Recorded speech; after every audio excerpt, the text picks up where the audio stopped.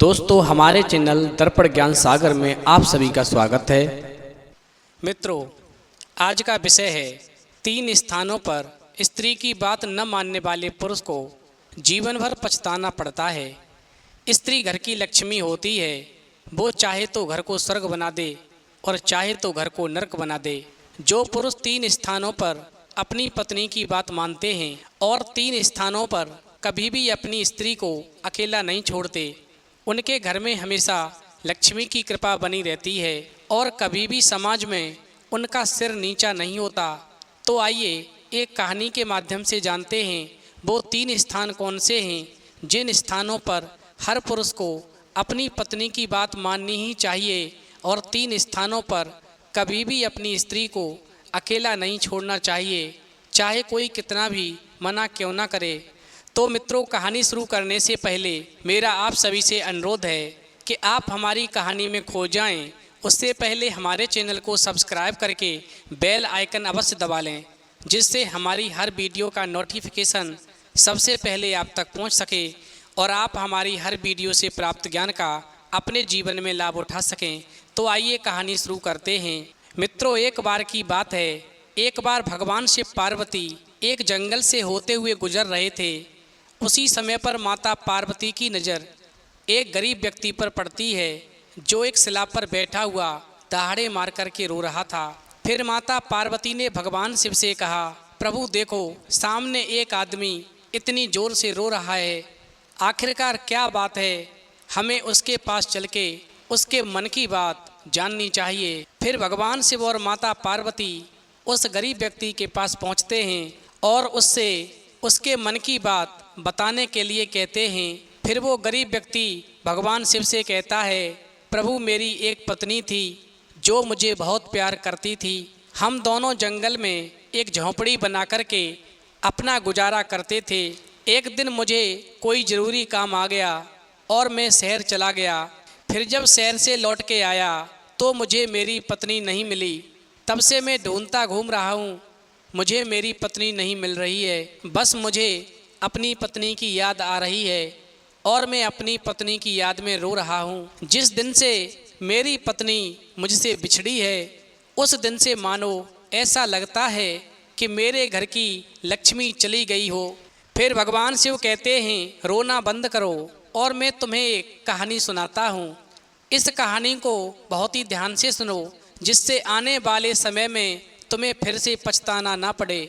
प्राचीन समय की बात है। एक नगर में एक राजा रहता था जो बिना सोचे विचारे ही कोई भी काम कर दिया करता था। वहीं एक दिन उसने अपने मन में सोचा कि मैं काफ़ी दिनों से राज्य के भ्रमण के लिए नहीं गया हूँ, सो आज मैं राज्य के भ्रमण के लिए जाऊंगा। उसके पास में धन की कोई कमी नहीं थी, मगर वो थोड़ा सनकी स्वभाव का था। फिर अगले दिन ऐसा सोच कर के वो राजा अपने राज्य में भ्रमण के लिए निकलता है। वहीं घूमते घूमते राजा की मुलाकात एक साधु से हो जाती है। फिर साधु को प्रणाम करके कहता है, महाराज मेरी रानी गर्भवती है, मैं ये जानना चाहता हूँ कि मेरी रानी की कोख से पुत्र जन्म लेगा या पुत्री। वहीं राजा की बात सुनकर के साधु कहता है, हे राजन, तुम्हारी रानी की कोख से पुत्र होगा या पुत्री ये तो मैं नहीं बता सकता, मगर मैं तुम्हारे मस्तिष्क की रेखाएं देख करके ये बता रहा हूँ। यदि तुम्हारी रानी की कोख से पुत्री ने जन्म लिया तो तुम्हारा सर्वनाश हो जाएगा। फिर तो उस साधु की बात को सुनकर के राजा एकदम से परेशान होने लगा और सीधा अपने राजमहल आया। फिर रानी के पास पहुंचकर कहने लगा, मेरी बात को ध्यान से सुनो, इस समय पर तुम गर्भवती हो, मगर एक बात ध्यान रखना, तुम्हारी कोख से पुत्र होना चाहिए, पुत्री नहीं। यदि तुम्हारी कोख से पुत्री ने जन्म लिया तो मैं तुम्हारे साथ साथ तुम्हारी पुत्री को भी मार दूंगा। वहीं एक बार रानी राजा को समझाने का प्रयास करती है, महाराज चाहे पुत्र हो या पुत्री, माता पिता की नज़र में दोनों को समान दर्जा मिलना चाहिए। माता पिता को दोनों से समान प्यार करना चाहिए। यदि पुत्रियां नहीं होगी तो वंश कैसे बढ़ेगा। वहीं राजा रानी की बात सुनकर के और क्रोधित होने लगता है और कहता है, मैं तुम्हें अभी जान से मार दूंगा यदि मुझे दोबारा तुमने ऐसा जवाब दिया। इस प्रकार राजा की बात को सुनकर के रानी एकदम से परेशान होने लगती है, क्योंकि रानी जानती थी राजा सनकी है। यदि मैं इससे ज़्यादा कुछ और कहूँगी तो ये अभी मेरे साथ में गलत व्यवहार करेगा, इसलिए मेरा चुप रहना ही ठीक है। फिर तो ऐसा सोच करके रानी ने राजा से कहा, महाराज आप चिंता मत कीजिए, मेरी कोख से पुत्री नहीं पुत्र का ही जन्म होगा। इस प्रकार राजा के चले जाने के बाद में रानी रोजाना भगवान से प्रार्थना करने लगती है, हे प्रभु मेरी प्रार्थना स्वीकार करो, मेरी कोख से जो भी संतान उत्पन्न हो वो एक पुत्र हो। यदि मेरी कोख से पुत्री ने जन्म लिया तो राजा उस पुत्री को मार देगा और पुत्री के साथ साथ मुझे भी मार देगा। भगवान शिव कहते हैं, इस प्रकार समय धीरे धीरे गुजरता गया और रानी रोजाना प्रार्थना करती रही। वहीं समय आने पर रानी की कोख से एक पुत्र उत्पन्न हुआ। वहीं पुत्र का समाचार पाकर के राजा ने बहुत खुशियां मनाई और राज्य में मिठाइयां बंटवाईं। वहीं समय धीरे धीरे गुजरता गया। एक बार रानी पुनः दोबारा से फिर गर्भवती हुई और उस समय राजा दूसरे राज्य जाने की तैयारी करता है। वहीं दूसरे राज्य जाने से पहले राजा अपनी रानी से कहता है कि मैं किसी कार्य से दूसरे राज्य जा रहा हूँ और जब तक मैं वापस ना आऊँ तुम अपना ख्याल रखना, और इस समय तुम गर्भवती हो, यदि मेरे पीछे तुम्हारी कोख से पुत्री उत्पन्न हो तो तुम पुत्री को मरवा देना, क्योंकि पुत्री जाति से मुझे नफरत है। यदि तुमने ऐसा नहीं किया तो ध्यान रखना मैं तुम्हें जीवित नहीं छोड़ूंगा। इस प्रकार रानी राजा को वचन देती है, महाराज आप चिंता न करें, यदि आपका आदेश है तो मैं पालन अवश्य करूंगी, और यदि मेरी कोख से पुत्री का जन्म हुआ तो मैं उस पुत्री को मरवा दूंगी। भगवान शिव कहते हैं, इस प्रकार राजा जो था अपनी रानी को समझाने के बाद में दूसरे राज्य को निकल जाता है। इधर राजा को वापस आने में काफ़ी दिन लग जाते हैं, काफ़ी समय लग जाता है, और उधर रानी के गर्भ का समय पूरा हो जाता है। वहीं रानी एक पुत्री को जन्म देती है। फिर पुत्री को जन्म देने के बाद में रानी के मन में तरह तरह के प्रश्न आने लगते हैं। यदि ये बात मेरे महाराज को मालूम पड़ी कि मेरी कोख से एक पुत्री ने जन्म लिया है तो वो मुझे मार देंगे। अब मेरी समझ में नहीं आता, आखिर में करूं तो क्या करूं? मैं अपने हाथों से अपनी पुत्री का वध कैसे कर सकती हूँ? मेरी पुत्री कितनी सुंदर है और पुत्री को मारने का पाप मैं कभी नहीं कर सकती। रानी इतना सोच ही रही थी कि तब तक उसकी दासी आ जाती है और पूछती है, रानी जी आप उदास क्यों हैं? वहीं रानी कहने लगती है, दासी मैं तुम्हें क्या बताऊं, महाराज ने मुझसे कहा है यदि मेरी कोख से पुत्री जन्म ले तो मैं उसे मरवा दूं, अन्यथा वो मुझे मार देंगे। अब मेरी समझ में नहीं आता मैं क्या करूं क्या नहीं करूं। यदि मैं अपनी पुत्री को मरवा देती हूं तो मैं पाप की भागीदार बनूंगी। आखिरकार मैंने अपनी पुत्री को पेट में रख कर के पाला है, दर्द झेला है। फिर तो रानी की बात को सुनकर के दासी कहने लगती है, महारानी आप ठीक कहती हैं, पुत्री का वध करने से व्यक्ति घोर नरक में जाता है और उसे महापाप लगता है। इसलिए तुम एक काम करो, तुम अपनी पुत्री को मत मारो, तुम अपनी पुत्री को मेरे हवाले कर दो, मुझे दे दो। तुम्हारी पुत्री को मैं अपनी बेटी बना करके पालूंगी और तुम राजा से कह देना कि तुम्हारी कोख से एक पुत्री ने जन्म लिया जिसको तुमने मरवा दिया और एक जगह दफना दिया।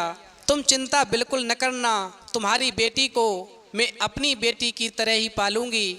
इस प्रकार रानी ने दासी को ढेर सारा धन दे दिया और कहा, तुम मेरी बेटी को बहुत ही अच्छे से पालना, उसकी अच्छे से देखरेख रखना, और तुम्हें जब भी धन की ज़रूरत पड़े तो मेरे पास आकर के ले जाया करना।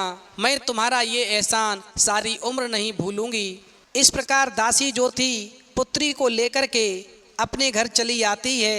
भगवान शिव कहते हैं, इधर तो दासी रानी की पुत्री का पालन बड़े ही प्यार से करने लगती है और उधर एक दिन राजा दूसरे राज्य से अपना काम समाप्त करके जब राजमहल वापस आता है और रानी से पूछता है कि तुम्हारी कोख से पुत्र ने जन्म लिया या पुत्री ने, वहीं राजा की बात सुनकर के रानी कहने लगती है, महाराज मेरी कोख से एक पुत्री ने जन्म लिया था जिसको मैंने आपको दिए गए वचन के अनुसार मरवा दिया और एक जगह गड्ढा करके उसमें दफना दिया।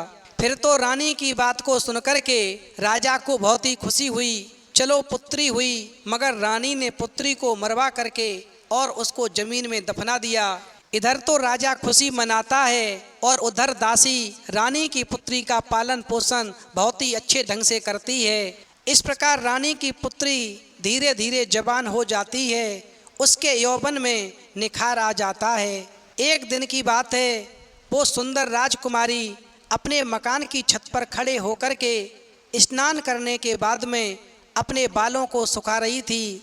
इधर राजा हाथी पर सवार होकर के अपने राज्य का भ्रमण कर रहा था कि इस समय पर राजा की नज़र उस सुंदर राजकुमारी पर पड़ती है जो उसी की पुत्री थी। चूँकि राजा को इस बात का मालूम नहीं था कि वो राजकुमारी उसी की पुत्री है जिस राजकुमारी पर राजा का दिल आ गया है। भगवान शिव कहते हैं जिस समय पर राजा की नज़र उस राजकुमारी पर पड़ती है तो उसकी सुंदरता को देख कर के राजा उसके रूप का दीवाना हो जाता है और उस राजकुमारी से शादी करने का मन बना लेता है और महल में आने के बाद में अपने मंत्री को बुलाकर कहता है, आज मैंने एक बहुत ही सुंदर लड़की को देखा है, मैं ये जानना चाहता हूँ आखिरकार वो लड़की कौन है। उस पर मेरी नज़र जब से पड़ी है उसने मुझे घायल कर दिया है, मेरी रातों की नींद उड़ा दी है, रात दिन उसी का चेहरा मेरी नज़रों के सामने घूमता रहता है। इस प्रकार राजा की बात को सुनकर के मंत्री जो था राज्य में घूमने के लिए जाता है और उस लड़की के बारे में पता लगाता है जिस पर राजा का दिल आ गया था।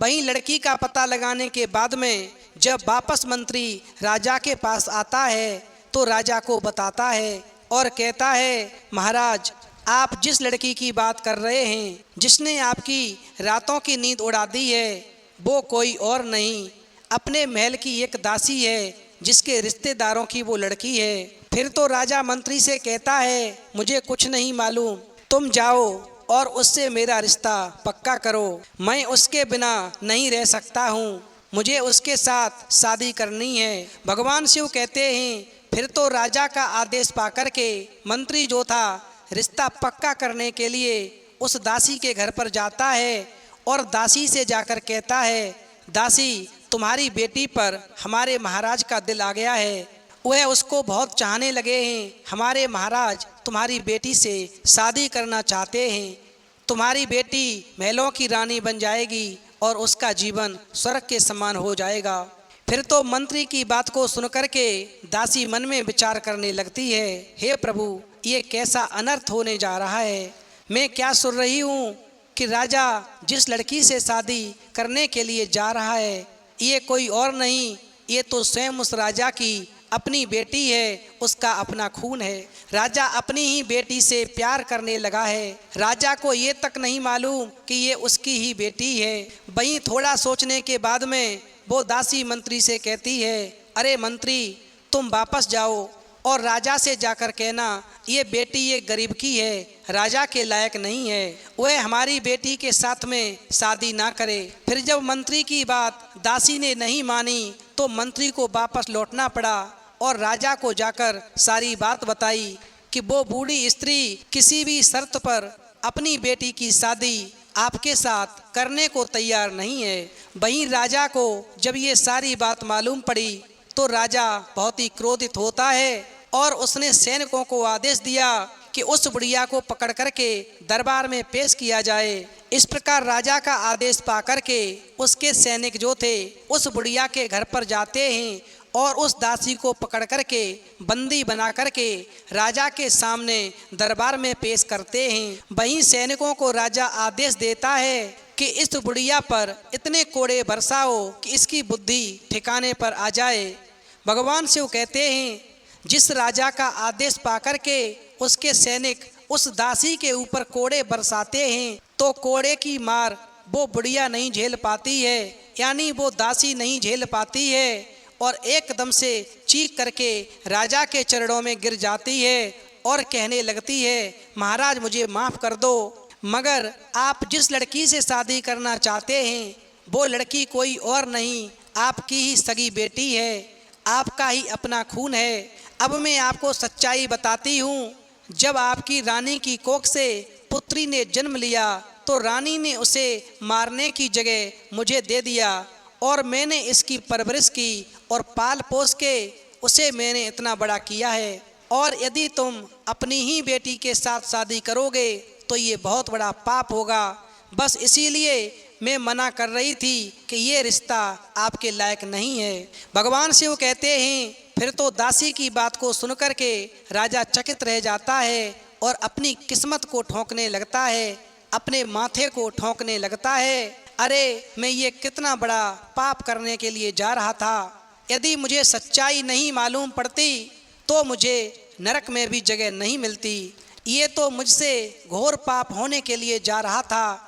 फिर तो अपनी किस्मत को ठोंकने के बाद में राजा अपने बेटे को बुलाता है और अपने बेटे यानी राजकुमार से कहता है, तुम अपनी बहन को ले जा करके दूर किसी जंगल में जा करके मार दो और उसका सिर काट करके फेंक दो। उधर राजा की बात को सुनकर के राजकुमार मन में सोचने लगता है कि पिताजी कैसी बातें कर रहे हैं, कितने वर्षों के बाद में मैंने अपनी बहन को देखा है। आखिरकार मैं अपने हाथों से अपनी बहन का कत्ल कैसे कर सकता हूँ, अपनी बहन को कैसे मार सकता हूँ। यदि मैंने ऐसा किया तो भगवान मुझे कभी माफ़ नहीं करेगा। भगवान शिव कहते हैं, आखिरकार राजा का आदेश था, राजकुमार को पालन करना ही था, राजकुमार क्या कर सकता था। इसलिए राजकुमार अपनी बहन को ले जाकर एक दूर जंगल की तरफ चल दिया और वहीं रास्ते में जब वो जा रहा था तो एक भाई का बहन के लिए प्यार उमड़ पड़ा और फिर राजकुमार अपनी बहन से कहने लगा, बहन पिता की इच्छा है कि मैं तुम्हें मार दूं, मगर मैं ऐसा नहीं करूंगा, मैं तुम्हें नहीं मारूंगा, मैं तुम्हें जंगल में छोड़ करके वापस चला जाऊंगा। आगे तुम्हारी किस्मत रही, तुम्हारे साथ में क्या होगा। वहीं अपने भाई राजकुमार की बात को सुनकर के बहन कहने लगती है, नहीं भाई तुम मुझे मार दो, अन्यथा यदि पिताजी को बात मालूम पड़ गई तो वो तुम्हें मार देंगे। वहीं राजकुमार कहता है, तुम उसकी चिंता मत करो, मैं किसी भी प्रकार से पिताजी को समझा लूँगा और उनको भरोसा दिला दूंगा कि मैंने तुम्हें मार दिया है। मैं तुमको जंगल में छोड़कर जाता हूँ, आगे भगवान पर भरोसा करना, जो होगा वो तुम्हारी किस्मत है। भगवान शिव कहते हैं, इस प्रकार राजकुमार जो था अपनी बहन को जंगल में छोड़ करके आगे के लिए निकल पड़ता है और राजा को जाकर बताता है कि मैं अपनी बहन को मार करके जंगल में दफना आया हूँ। वहीं जब रानी को ये मालूम पड़ता है कि मेरा बेटा मेरी बेटी को मार करके ज़मीन में गाड़ कर आया है तो रानी अपने बेटे को बुलाती है और कहती है, क्या बेटा तुम अपनी बहन को मार करके आए हो। तो राजकुमार कहने लगता है, माँ मैं आपसे झूठ नहीं बोल सकता, मैं आपको सच्चाई बताता हूँ, मैंने अपनी बहन को नहीं मारा है और जंगल में छोड़ दिया है।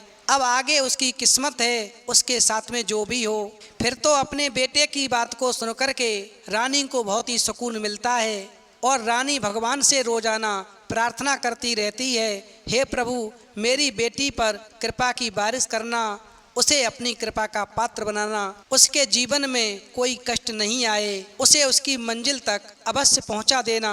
भगवान शिव कहते हैं, इस प्रकार वो राजकुमारी जो थी जंगल में इधर से उधर भटकने लगती है। जंगल की झाड़ियों में घूमते घूमते उसके वस्त्र भी फट जाते हैं, वो लगभग अर्धनग्न अवस्था में हो जाती है। वहीं जंगल में ही फल फूल खा करके घास फूस खा करके अपना पेट भरने लगती है। इतना ही नहीं, जब राजकुमारी को नींद आती है तो जंगल की घनी झाड़ियों में छुप करके सो जाती है। समय धीरे धीरे गुजरता है।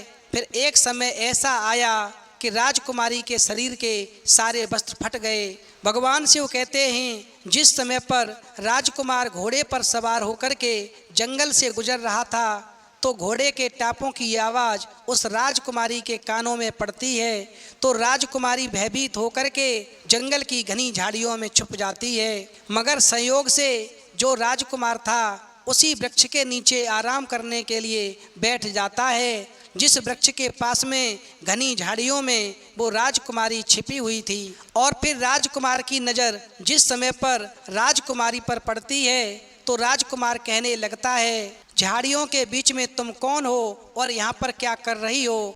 तुम जल्दी से बाहर निकल कर के आओ, मेरा विश्वास करो, मैं तुम्हें कोई हानि नहीं पहुँचाऊँगा। फिर तो राजकुमारी कहने लगती है, हे राजकुमार, मैं इस समय पर नग्न अवस्था में हूँ, यदि तुम्हारे पास में कोई ऐसा वस्त्र हो जो आप मुझे दे सकते हो तो मेरी तरफ फेंक दो, मैं उस वस्त्र को लपेट करके बाहर निकल करके आपके पास में आ जाऊंगी।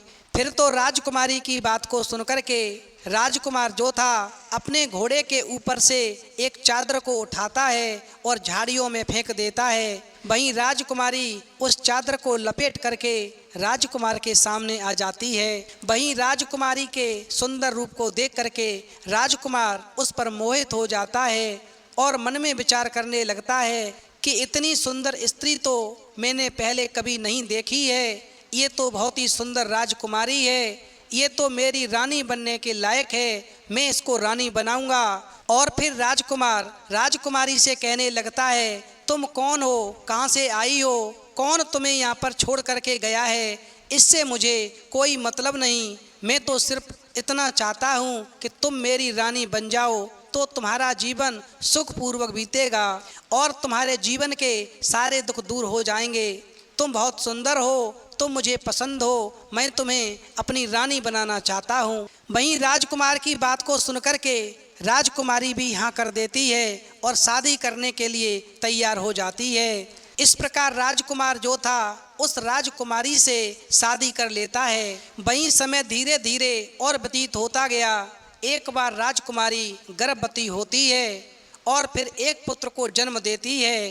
तभी राजकुमार अपनी रानी से आग्रह करता है कि मैं ये चाहता हूँ कि मैं तुम्हें तुम्हारे पिता के पास लेकर के चलूँ और एक बार तुम्हारी मुलाकात तुम्हारे पिता से अवश्य करवाऊँ। फिर तो राजकुमार की बात को सुनने के बाद में वो राजकुमारी कहने लगती है, मैं अपने पिता के पास नहीं जाऊँगी, आप मुझे मजबूर मत करो। मगर जब राजकुमार बार बार आग्रह करता है तो राजकुमारी राजकुमार की बात को मान जाती है। इस प्रकार से थोड़ा समय और व्यतीत होता है। वहीं रानी को दूसरा पुत्र उत्पन्न होता है और उसके बाद में एक दिन राजकुमार जो था राजकुमारी के पिता के यहाँ जाने के लिए तैयारी करता है और रथ को सजवा लेता है।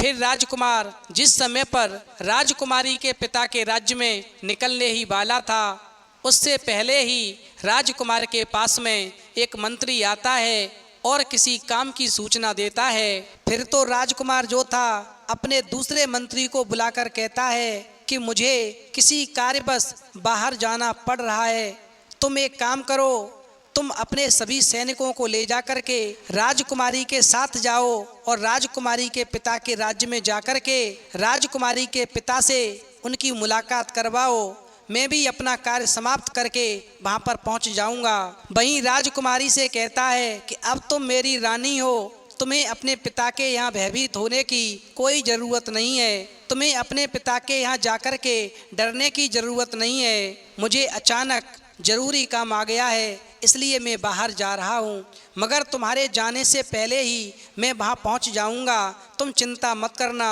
तुम्हारे साथ में मेरे कुछ मंत्री जा रहे हैं, तुम उनके साथ अपने पिता के घर निकल जाना। फिर राजकुमारी कहती है, आप मेरी एक बात मान लो, कभी भी अपनी स्त्री को किसी पराये मर्द के साथ में अकेला नहीं भेजना चाहिए, अन्यथा जीवन भर पछताना पड़ता है। फिर राजकुमार कहता है, तुम चिंता मत करो, मेरी आज्ञा का पालन करो। और फिर ऐसा कहकर के राजकुमार अपने काम से निकल जाता है और मंत्री सैनिकों को लेकर के राजकुमारी यानी रानी के साथ में उसके पिता के राज्य की तरफ रवाना हो जाते हैं। भगवान शिव कहते हैं, जिस समय पर मंत्री अपने सैनिकों के साथ में रानी को लेकर उसके पिता के यहाँ पर जा रहा था तो रास्ते में घना जंगल पड़ा। रात हो चुकी थी, दिखाई नहीं पड़ रहा था। इसलिए मंत्री ने विचार किया कि रात्रि के समय इसी जंगल में डेरा जमाते हैं। भगवान शिव कहते हैं सभी सैनिक हारे थके थे, इसलिए सभी सो गए। वहीं मौके का फ़ायदा उठा करके मंत्री जो था रात्रि के समय रानी के डेरे में घुस आया। रानी समझ गई कि मंत्री की नीयत में खोट है, ये मेरी इज्जत को लूटना चाहता है। वहीं राजकुमारी सचेत हो गई और कहने लगी मेरे डेरे से बाहर निकल जाओ। क्या तुम नहीं जानते कि तुम क्या करने के लिए जा रहे हो? मेरे डेरे से इसी समय बाहर निकल जाओ, वरना ठीक नहीं होगा। फिर तो राजकुमारी की बात से क्रोधित होकर के मंत्री तलवार को निकाल लेता है। उधर रानी जो थी अपने बड़े बेटे को उस मंत्री के आगे कर देती है। फिर तो मंत्री अपनी तलवार से रानी के बेटे के सिर को काट देता है। अब राजकुमारी समझ चुकी थी कि ये मेरे साथ में कुछ भी करने को तैयार है, मानेगा नहीं। और फिर ऐसा सोच करके रानी जो थी अपने रुख को नरम करती है और अपनी कोमल भाषा में मंत्री से कहती है मुझे थोड़ा समय दे दो, उसके बाद में तुम जो चाहो कर लेना। फिर तो मंत्री समझ जाता है कि अब रानी तैयार हो चुकी है, इसलिए थोड़ा समय दे देता हूँ। वहीं रानी थोड़ा समय पा करके डेरे से बाहर निकलती है और रात्रि का फ़ायदा उठा करके झाड़ियों की तरफ भाग जाती है और झाड़ियों में जा कर के छुप जाती है। और जब सुबह होता है तो रानी वापस अपने डेरे में आती है तो क्या देखती है कि उसके बेटे का सिर कटा हुआ पड़ा है। फिर तो ऐसा नज़ारा देख करके रानी पछाड़ खा करके रोने लगती है। आखिरकार बेचारी क्या कर सकती थी। वहीं अपने दूसरे बेटे को लेकर के और अपने पिता के राज्य की ओर आगे बढ़ जाती है। क्योंकि उसके पिता का राज्य काफ़ी दूर था, इसलिए धीरे धीरे चलते चलते दूसरी रात हो जाती है और फिर जंगल में ही डेरा जमाया जाता है। वहीं दूसरी रात को जिस जगह पर राजकुमारी का डेरा जमाया हुआ था उस स्थान पर सेनापति ने अपना डेरा जमा लिया। और वहीं राजकुमारी पहली रात से ही सचेत थी। उसने सेनापति से कहा तुम अपना डेरा मेरे डेरे के पास क्यों लगा रहे हो? क्या तुम नहीं जानते मैं एक राजा की बेटी और एक राजा की रानी हूँ? फिर तो रानी की बात को सुन करके सेनापति कहने लगता है मुझे तुम्हारी सुरक्षा की जिम्मेदारी राजा ने दी है, इसलिए मेरा डेरा तुम्हारे डेरे के ही पास रहेगा। भगवान शिव कहते हैं इस प्रकार सेनापति ने रानी की बात नहीं मानी और रानी के डेरे के पास ही अपना डेरा जमा लिया। वहीं जब रात हुई तो सेनापति उठ करके और रानी के डेरे में पहुंच गया, क्योंकि उसके मन का शैतान जाग गया था। वहीं सेनापति को देख करके राजकुमारी कहने लगी तुम यहाँ से बाहर निकल जाओ, मेरे डेरे से बाहर निकल जाओ, तुम यहाँ क्या करने आए हो? इतना कहने के बाद भी जब सेनापति ने रानी की बात नहीं मानी तो रानी ने अपने छोटे बेटे को उस सेनापति के आगे कर दिया और उसकी कसम दी कि तुम मेरे ऊपर बुरी नज़र मत डालो। वहीं सेनापति को क्रोध आ गया और उसने तलवार निकाली और रानी के छोटे बेटे का सिर काट दिया। इस प्रकार रानी के दोनों पुत्रों का वध हो जाने के बाद में रानी ने मन में विचार किया कि ये तो दोनों ही बहुत बड़े जल्लाद निकले, इन्होंने एक एक करके मेरे दोनों पुत्रों को मार दिया, ये सेनापति अब नहीं मानेगा। और फिर ऐसा सोच करके रानी ने अपने रुख को नरम किया और उस सेनापति से कहा मुझे थोड़ा सा समय दो, फिर जो तुम्हारे मन में हो कर लेना। वहीं सेनापति ने रानी को थोड़ा समय दिया तो रानी रात में मौके का फ़ायदा उठा करके जंगल में भाग गई और भागते भागते एक नदी के किनारे पहुंच गई। फिर उसने मन में विचार किया कि मुझे इस नदी में कूद जाना चाहिए, जब संतान नहीं रही तो जी करके क्या करूंगी। भगवान शिव कहते हैं इस प्रकार वो रानी उस नदी में कूद जाती है। उस नदी में पानी का बहाव इतना तेज था कि रानी के गिरते ही पानी का बहाव उस रानी को बहा करके अपने साथ में ले गया और दूर जा कर के जंगल के किनारे पहुंचा दिया। उधर नदी के किनारे कुछ साधु महात्मा अपने वस्त्रों को साफ कर रहे थे और जिस समय पर उन साधु महात्माओं की नज़र उस सुंदर रानी पर पड़ती है तो वो साधु महात्मा उस सुंदर रानी को नदी से निकाल करके बाहर कर लेते हैं। इस प्रकार वो रानी जो थी उस आश्रम में रहने लगती है। वहीं एक दिन रानी को मालूम पड़ा कि वो जिस आश्रम में रह रही है वो आश्रम उसी राज्य में आता है जिस राज्य के राजा उसके पिता हैं। भगवान शिव कहते हैं इधर तो रानी उन सन्यासियों के आश्रम में रहने लगती है और उधर एक दिन वो राजा जो था अपने मंत्री, सेनापति और सैनिकों से आकर मिलता है और अपनी रानी के बारे में पूछता है कि मेरी रानी और मेरे दोनों बेटे कहाँ हैं। तो मंत्री और सेनापति कहने लगते हैं महाराज आपकी रानी तो एक डायन थी जिसने आपके दोनों बेटों को मार दिया और स्वयं का पता नहीं वो कहाँ पर भागकर चली गई। फिर तो सेनापति मंत्री दोनों की बात सुनने के बाद में राजा मन में सोचने लगा कि एक व्यक्ति झूठ बोल सकता था लेकिन दोनों ही एक ही बात कह रहे हैं, तो इसका मतलब ये बात सच है। मेरी रानी वास्तव में एक डायन होगी जिसने मेरे दोनों बच्चों को खा लिया और यहाँ से भाग गई। अब तो मुझे उसके पिता के राज्य में अवश्य जाना चाहिए। फिर तो राजा जो था अपने सेनापति, मंत्री और सैनिकों को साथ में लेकर के अपनी रानी के पिता के राज्य की ओर चल देता है। इधर तो राजा अपनी रानी के पिता के राज्य की ओर चलता है और उधर रानी जो थी योगी महात्माओं से कहती है कि आप इस राज्य के राजा के पास जाकर के उनसे जाकर कहो कि मेरे आश्रम में एक मेरी बहन है जो आपको एक कहानी सुनाना चाहती है। यदि आप एक कहानी सुनना चाहें तो मैं अपनी बहन को लाकर के आपके दरबार में पेश करूं। वहीं वो अपनी बहन रानी की बात को सुनकर के योगी महात्मा जो थे राजा के दरबार में भिक्षा मांगने के बहाने जाते हैं और राजा से जाकर कहते हैं कि एक हमारी बहन आपको एक कहानी सुनाना चाहती है।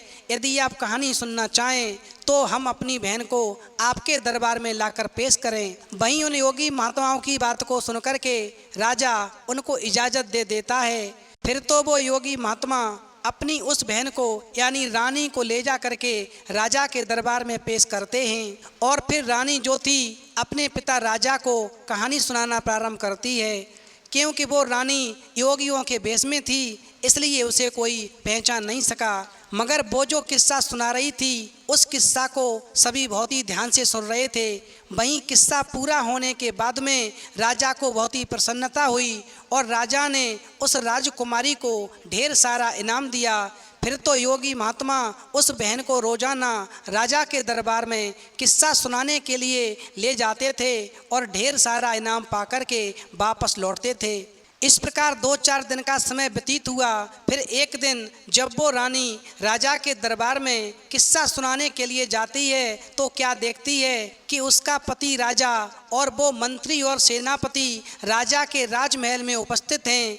फिर तो ऐसा नज़ारा देख करके रानी के मन में बहुत ही खुशी होती है और अपने मन में विचार करने लगती है कि आज तो यहाँ पर सभी उपस्थित हैं और इसी मौके पर मुझे अपने मन की सारी बात एक किस्से के रूप में अपने पति के पास तक पहुँचा देनी चाहिए। और फिर ऐसा सोच करके राजकुमारी अपने पिता राजा से कहने लगती है, महाराज आज मैं आपको एक ऐसी दर्द भरी कहानी सुनाने के लिए जा रही हूँ। यदि किसी को कोई काम हो तो अभी कर लो। मैं चाहती हूँ कि जब तक किस्सा सुनाऊँ कोई दरबार से बाहर ना जाए। फिर राजा कहने लगता है, बेटी तुम चिंता मत करो, तुम कहानी शुरू करो। कोई भी कहानी सुने बिना बीच दरबार में से उठकर नहीं जाएगा। भगवान शिव कहते हैं, इस प्रकार रानी कहानी शुरू करती है और कहती है, महाराज एक बार की बात है, एक राजा था जिसे अपनी पुत्री से बहुत ही नफरत थी। एक दिन उस राजा ने अपने बेटे के हाथों से ही अपनी बेटी को मरवाने के लिए जंगल में भेजा और कहा, तुम अपनी बहन को ले जाओ और दूर जंगल में ले जाकर मार के आओ। वहीं राजा की आज्ञा को पाकर के उसका भाई अपनी बहन को ले जाकर दूर जंगल में जाता है, मगर एक भाई ने अपनी बहन को नहीं मारा और उसे जंगल में अकेला उसकी किस्मत पर छोड़कर चला गया। उधर वो बेचारी राजकुमारी जंगल में भटकने लगी। झाड़ियों में घूमते घूमते उसके वस्त्र पूरी तरह से फट गए। वो बेचारी लाचार थी, क्या कर सकती थी। दिन भर जंगल में फल फूल खा करके अपना पेट भरती थी और रात को झाड़ियों में छुप करके सो जाती थी। फिर एक दिन एक राज्य का राजकुमार घोड़े पर सवार होकर के उस जंगल से होकर गुजर रहा था। बस संयोग से वो उसी पेड़ के नीचे विश्राम करने लगा जिस पेड़ के सामने झाड़ियों में वो राजकुमारी छुपी हुई थी। फिर तो जैसे ही उस राजकुमार की नज़र उस पर पड़ी तो उसने उसे बाहर निकलने के लिए कहा, पर उस राजकुमारी ने उससे कहा कि मैं पूरी तरह से नग्न अवस्था में हूँ, यदि तुम्हारे पास में कोई वस्त्र हो तो मुझे फेंक दो, मैं उस वस्त्र को धारण करके आपके पास आ जाऊँगी। फिर उस राजकुमारी की बात को समझने के बाद में उस राजा ने अपने घोड़े के ऊपर से एक चादर को उतारा और उस राजकुमारी की ओर फेंक दिया। वहीं उस राजकुमारी ने चादर को लपेट करके अपने बदन को ढका और राजा के सामने पहुंच गई। फिर तो राजा जो था उस राजकुमारी की सुंदरता पर मोहित हो गया और उस राजकुमारी को रानी बना करके सुखपूर्वक जीवन व्यतीत करने लगा। वहीं समय धीरे धीरे गुजरा। उस राजकुमारी ने 2 पुत्रों को जन्म दिया। इस प्रकार उसके जीवन में बहुत ही खुशियाँ थीं।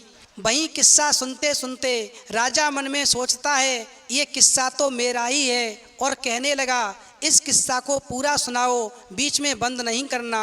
वहीं राजकुमारी आगे कहती है कि उस राजकुमारी का जो राजकुमार था वो उस राजकुमारी को बहुत ज़्यादा प्यार करता था। फिर एक दिन राजकुमार ने राजकुमारी से उसके जीवन की कहानी पूछी तो राजकुमारी ने अपनी पूरी दुख भरी कहानी अपने प्रीतम यानी उस राजा को सुना दी। वहीं राजा ने मन में विचार किया कि वो राजकुमारी एक राजा की बेटी है, इसलिए वो अपनी रानी को उसके पिता के पास मुलाकात करवाने के लिए लेकर जा रहा था। तभी उस राजकुमार को कोई अचानक काम आ गया और उसने अपनी रानी को मंत्री, सेनापति और सैनिकों के साथ में अकेला भेज दिया और स्वयं किसी काम से चला गया। इधर जिस समय पर वो रानी मंत्री, सेनापति, सैनिकों के साथ में जंगल से होकर के गुजर रही थी तो रात्रि हो गई। वहीं रात्रि में रानी का डेरा जमा दिया गया और रानी के डेरे के पास में ही मंत्री ने अपना डेरा जमा लिया। वहीं उस रानी ने उस मंत्री से काफ़ी मना किया कि मेरे पास में डेरा मत लगाओ, क्योंकि मैं एक राजा की बेटी और एक राजा की रानी हूँ। मगर उस मंत्री पर काम का भूत सवार था, उसकी विषय वासनाएं उसके बस में नहीं थीं और उसने उस रानी की बात नहीं मानी और डेरे के अंदर बढ़ता चला गया। वहीं रानी ने देखा कि ये दुष्ट मंत्री नहीं मानेगा तो उसने अपने बेटे को उस मंत्री के सामने कर दिया। वहीं मंत्री ने क्रोध में आकर के उसके बड़े बेटे के सिर को काट दिया और नीचे फेंक दिया। फिर तो रानी जो थी किसी तरह से मंत्री से बच कर के और बहाना बना कर के वहाँ से रात्रि में भाग गई और जाकर के झाड़ियों में छिप गई। और जिस समय पर सुबह हुआ और वो सुबह को वापस आई तो उसने अपने बेटे के कटे हुए सिर को देखा तो चीख चीख करके रोने लगी, मगर वो लाचार थी, आखिरकार क्या कर सकती थी। वहीं अगले दिन जब वो फिर अपने पिता के राज्य की ओर बढ़ी तो रात्रि का समय हो जाता है। वहीं उस रानी का डेरा दूसरी रात्रि को जमाया जाता है। फिर दूसरी रात्रि को रानी के डेरे के पास में इस बार सेनापति अपना डेरा जमाता है। वहीं रानी को पिछली रात्रि का सारा नज़ारा याद था, इसलिए वो रानी सेनापति से कहने लगती है, तुम अपना डेरा मेरे पास क्यों डाल रहे हो? तुम नहीं जानते मैं एक राजा की बेटी और एक राजा की रानी हूँ। मगर उस सेनापति ने उस रानी की कोई बात नहीं मानी तो उस रानी ने अपने छोटे बेटे को सेनापति के आगे किया और उसकी कसम खिलाई। मगर सेनापति पर तो काम का भूत सवार था, उसने रानी की एक भी बात नहीं सुनी और तलवार निकाल करके रानी के छोटे बेटे के सिर को काट दिया। वहीं किसी तरह से वो रानी अपनी जान बचा करके दूर जंगल में भाग गई और फिर आगे जा कर के उससे एक नदी मिली। फिर उसने मन में सोचा कि जब उसकी संतान नहीं रही तो जीकर क्या करेगी, मगर वो अपने प्राण त्यागने के लिए बस नदी में कूद पड़ी। मगर कुदरत ने फिर भी उसको मौत नहीं दी और तेज पानी का बहाव उसको अपने साथ बहाकर ले गया। वहीं आगे जाकर उसे कुछ योगी महात्मा मिल गए जिन्होंने उस रानी को जल से बाहर निकाला और अपनी बहन बना लिया और फिर वो रानी उन योगी महात्माओं के साथ में उसी आश्रम में रहने लगी और भगवान की पूजा करने लगी। भगवान शिव कहते हैं, इस प्रकार इतनी कहानी सुनते ही सेनापति और मंत्री जो वहाँ पर बैठे थे एकदम से डर के मारे कांपने लगे। वो समझ गए ये तो कहानी हमारी है और फिर डर के मारे उस दरबार से भागने के लिए खड़े हो गए। फिर एकदम से राजा ने उन मंत्री और सेनापति को वहीं बिठा लिया। वहीं उस राजकुमारी का पति भी बैठा था। वो मन में सोचने लगा कि ये तो किस्सा हमारा है। फिर इतना किस्सा सुनाते ही वो रानी एकदम से पर्दा हटाती है और अपने पिता राजा के सामने बीच दरबार में पहुंच जाती है और कहती है, वो रानी कोई और नहीं, वो रानी आपकी बेटी आपके सामने खड़ी है। मैं ही वो रानी हूँ और ये सामने जो राजा बैठे हैं यही मेरे पति हैं और जो यहाँ पर सैनिक मंत्री बैठे हैं और जो सेनापति बैठे हैं इन्होंने ही हमारे साथ में ये सारा खेल रचाया है। वहीं राजा जो था अपनी बेटी को पहचान लेता है और राजकुमार भी अपनी रानी को पहचान लेता है। इस प्रकार से राजा अपनी बेटी को अपने गले से लगा करके बहुत रोता है और अपनी गलती पर पश्चाताप करता है। उधर राजकुमार उस मंत्री को और सेनापति को पकड़ लेता है और वहाँ के राजा से कहता है, इनको सजा मैं दूंगा क्योंकि इन दोनों ने मेरे दोनों बेटों को मारा है, मेरे जीवन का सुख चैन छीना है, मेरी पत्नी मेरी रानी पर इन्होंने गलत दृष्टि डाली है, उसकी इज्जत को लूटने का प्रयास किया है। फिर तो ऐसा कह करके राजकुमार अपनी तलवार से उस सेनापति और मंत्री का सिर धड़ से अलग कर देता है और अपनी रानी को अपने सीने से लगा लेता है और बहुत ही सुखपूर्वक जीवन जीने लगता है। वहीं अंत में भगवान शिव उस गरीब व्यक्ति से कहते हैं कि कहानी हमारी पूरी हुई, अब मैं तुम्हारी पत्नी के बारे में बताता हूँ। मैंने अपनी दिव्य दृष्टि से देखा है कि तुम्हारी पत्नी अब इस दुनिया में नहीं है, क्योंकि तुम अपनी पत्नी को अपने मित्र के सहारे घर पर छोड़ करके गए थे और उसने तुम्हारी पत्नी को अकेला देख करके उस पर गलत दृष्टि डाली। उसका शैतान जाग गया और उसने तुम्हारी पत्नी की इज्जत लूटी और उसके बाद में उसे मार करके समुद्र की लहरों में फेंक दिया। हमेशा ध्यान रखना, कभी भी 3 स्थानों पर स्त्री को अकेला नहीं छोड़ना चाहिए और उसकी बात माननी चाहिए, अन्यथा पुरुष समाज में सिर उठा के जीने के लायक नहीं रहता और जीवन भर दुख का सामना करना पड़ता है। वहीं वो गरीब व्यक्ति कहता है, प्रभु वो 3 स्थान कौन से हैं जहाँ पर स्त्री को कभी अकेला नहीं छोड़ना चाहिए और उन स्थानों पर स्त्री की बात अवश्य माननी चाहिए।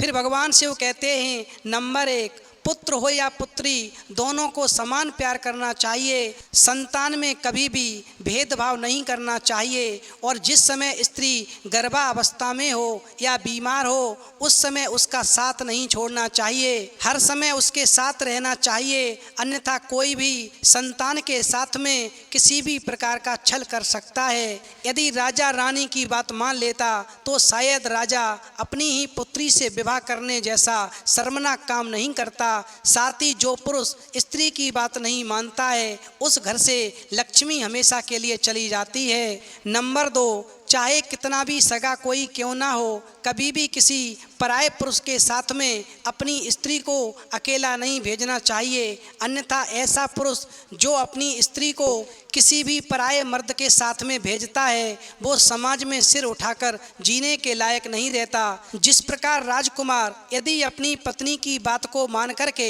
मंत्रियों के साथ में उसके पिता के पास में नहीं भेजता तो उसके दोनों पुत्रों की मृत्यु नहीं होती और ना ही उसकी पत्नी की इज्जत लूटने का प्रयास किया गया होता। नंबर 3, यदि आप जानते हैं कि आपकी स्त्री निर्दोष है, भले ही दुनिया उस पर दोष लगाए, ऐसे में उसके मन की बात सुननी चाहिए, समझनी चाहिए और उसके साथ खड़े रहना चाहिए। ऐसी विषम परिस्थिति में उसे अकेला नहीं छोड़ना चाहिए जब दुनिया उस पर दोष लगाए और वो निर्दोष हो। इस प्रकार जो पुरुष इन 3 स्थानों पर अपनी स्त्री को अकेला नहीं छोड़ता और उसकी बात मानता है, सुनता है, तो उसके जीवन में कभी किसी प्रकार का कोई दुख नहीं आता और सुखपूर्वक जीवन जीता है। जिस प्रकार राजकुमार को जब मालूम पड़ गया कि उसकी रानी निर्दोष है तो उसने उसे गले लगाया और अपनी गलती मानी और उसने समाज की परवाह न करते हुए उसका साथ दिया, जिससे पुनः वो राजा और वो रानी बनकर के एक लंबे समय तक जीवन जीते रहे। फिर तो वो गरीब व्यक्ति भगवान शिव के द्वारा कहानी सुन करके ज्ञान की तीनों बातों को प्राप्त करके वचन लेता है, प्रभु जीवन में ऐसी गलती दोबारा कभी भी नहीं करूँगा जो मुझे इस दुनिया में पत्नी का दुख झेलना पड़े और समाज में सर उठाकर जीने के काबिल भी मैं ना रहूं। वहीं माता पार्वती कहती हैं, प्रभु वास्तव में आज की कहानी तो ऐसी है कि हर स्त्री पुरुष को सुननी चाहिए और इन तीनों बातों पर अमल करना चाहिए। जो इन तीनों बातों को अमल करता है उसके परिवार में हमेशा सुख शांति बनी रहती है और समाज में उसका कभी भी सिर नीचा नहीं होता। तो मित्रों, यदि आपको कहानी पसंद आई हो तो प्लीज़ आप हमारे चैनल को सब्सक्राइब करें और भगवान शिव और पार्वती के लिए एक लाइक करना न भूलें।